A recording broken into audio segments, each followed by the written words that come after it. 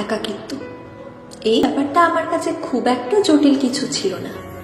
আমার এই একার সঙ্গ নিয়ে আমি বেশ আনন্দেই ছিলাম।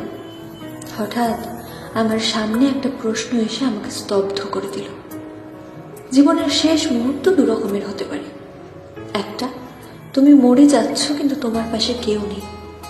দ্বিতীয়, তুমি মরে যাচ্ছ কিন্তু তোমার পাশে তোমার ভালোবাসার মানুষেরা আছে। কোনটা কম ভয়ঙ্কর? আমার বুকের ভেতরটা কেমন হিম হয়ে গেল। আমি কি সত্যিই একা হয়ে যাচ্ছি? কিসের ভয় একা করে দিচ্ছে আমাকে? ভালোবেসে হারিয়ে ফেলার ভয়? কিন্তু আমি তো ভালোবাসতে ভয় পাই না। মনের ভেতর থেকে উত্তর এলো, আমি একাকিত্বকে ভালোবাসি মানে এমন না যে মানুষের সঙ্গ আমাকে বিরক্ত করে তোলে।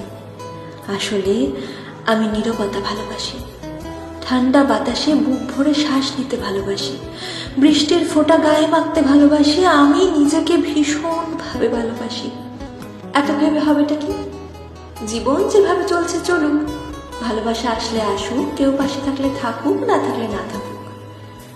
শুধু জীবনের শেষ সময় এইটুকু শান্তি থাকুক যে জীবনের শেষ নিঃশ্বাস অবধি আমি আমার জন্য থেকেছি প্রতিটা মুহূর্ত।